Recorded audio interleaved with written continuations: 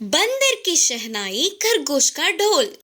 एक सुंदर सा जंगल था और उस जंगल का राजा था शेर। उस जंगल में सभी जानवर मिलजुल कर रहते थे।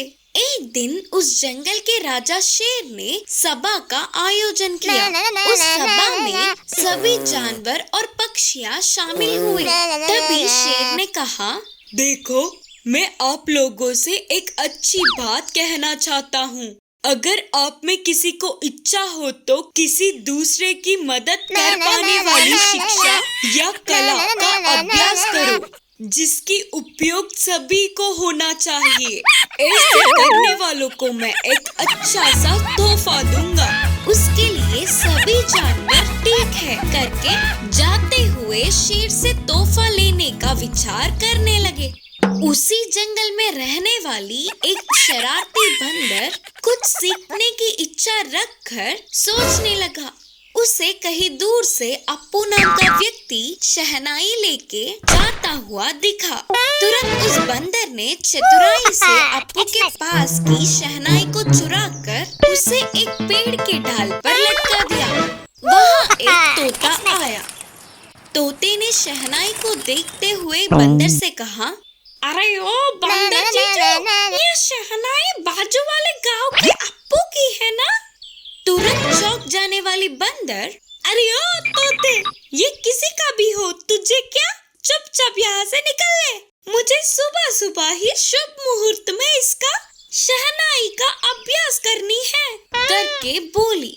तब तोते ने कहा, हाँ, तेरी शक्ल के लिए अब शहनाई का अभ्यास भी क्या?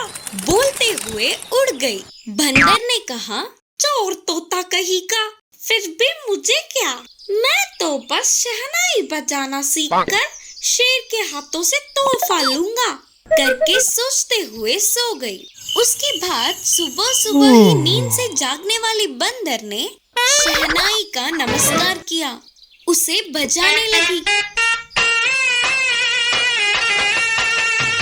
सवेरे सवेरे अचानक उस शहनाई की आवाज से सारे जानवरों के बच्चे डर के रोने लगे। तब तोते ने बंदर से कहा, अरे यार बंदर कहीं की, तेरी इस शहनाई के कारण मेरी बच्ची डर गई। हम झेल नहीं पा रहे हैं। लेकिन बंदर तो, नहीं, बिल्कुल नहीं। थोड़ी देर और रुक तो जाओ, अभी खरगोश भी ढोल लेके आती ही होगी। हम दोनों मिलकर संगीत का अभ्यास करेंगे। इतने में ही खरगोश ढोल बजाते हुए वहाँ पहुँची और उधर के सभी जानवरों को देखते हुए कहा, अरे वाह, पहले दिन ही इतने लोग आए क्या? मुझे बहुत खुशी है।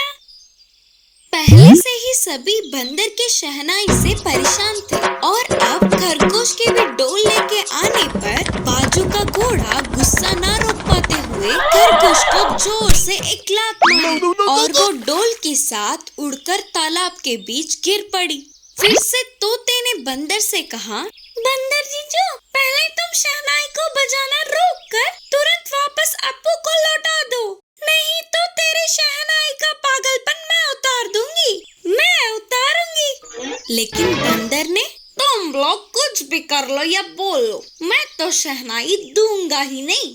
मैं अब भी अभ्यास करूंगा ही और महाराज के हाथों से तोहफा लूंगा करके जिद से बोली। तब तक बहुत ही सब्र से रहने वाले हाथी को गुस्सा आने पर उसने अपनी सूंड से लिपटकर बंदर को तालाब में फेंक दिया। वो शहनाई अप्पू को नहीं लौटाया या फिर दोबारा बजाते हुए दिखे तो मैं तुम्हें मार डालूंगा करके पूरे जंगल में सुनाई देने तक चिल्लाकर हाथी ने चेतावनी दी।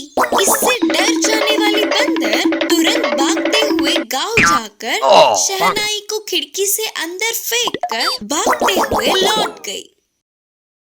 हर किसी के अपने अपने महागुण। एक सुंदर सा जंगल था। उस जंगल का राजा था शेर।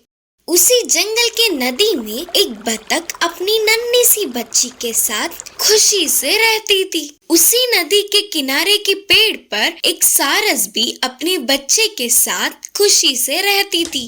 लेकिन सारस को बतख बिल्कुल भी नहीं भाती थी। थोड़े लंबे समय बीतने के बाद, बहुत इंतजार के बाद महाराज शेर को छोटा सा बच्चा पैदा हुआ। इससे शेर जंगल के सारे जानवरों को अपने बच्चे के जन्मदिन पर आकर दावत के मजे लेकर आशीर्वाद देने के लिए न्योता देते हुए ऐलान करवाया।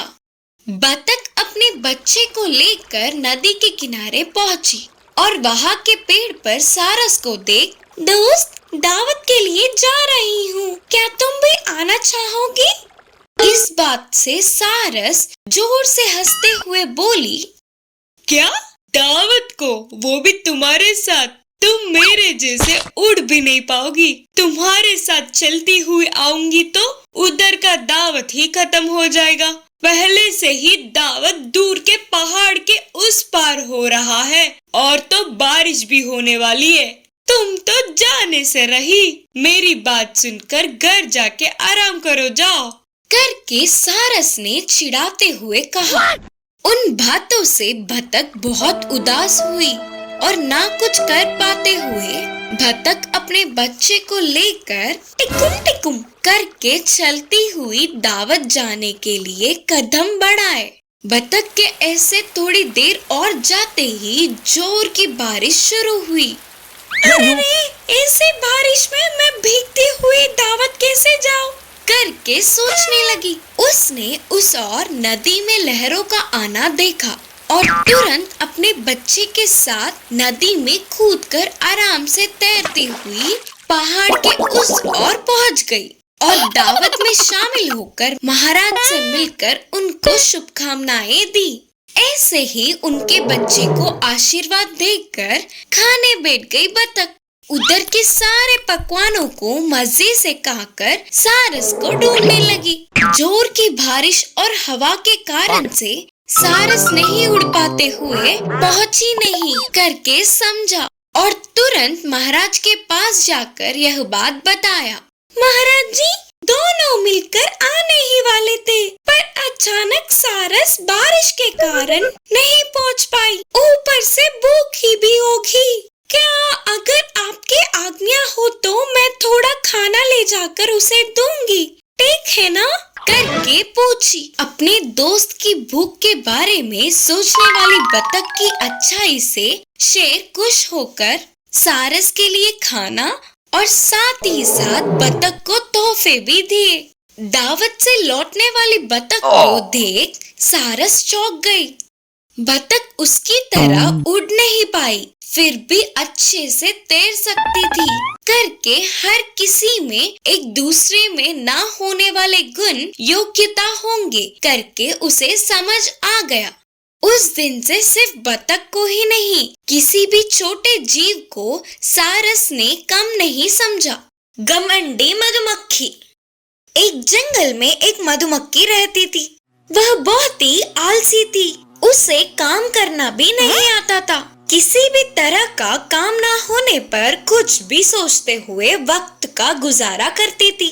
उसे अपनी शक्ति और सामर्थ्यों पर बहुत ज्यादा यकीन और घमंड था। एक दिन मधुमक्खी हमेशा की तरह ही ना कुछ काम होने पर पेड़ पे आकर बैठ गई। इतने में घास चरता हुआ एक भैंस उस पेड़ के नीचे आया। उसे देखते ही अपने पंखों की आवाज करते हुए जाकर भैंस के सींगों पर बैठ गई मधुमक्खी और बोली, दोस्त कैसे हो? इधर इस तरफ कैसे आना हुआ? लेकिन भैंस को सुनाई देना तो दूर, उसे उसके अपने सींगों पर कोई बैठा है यह तक की भनक नहीं पड़ी। तो वो फिर से बोली, तुम्हें अगर मैं भारी लगती हूँ तो बोल दो, मैं उड़ जाऊंगी यहाँ से। लेकिन यह बातें भी भैंस बिना सुने ही घास चरने में व्यस्त था। उतने में ही एक बड़ा सा हवा का झोंका उसी तरफ आया। उस तूफानी हवा के झोंके से मधुमक्खी अचानक वहाँ से उठ गई। फिर भी अपने पंख फैलाते हुए बैठने की कोशिश करती रही, लेकिन नहीं बैठ पाई। तूफान ने उसे कहीं दूर ले जाकर फेंक दिया।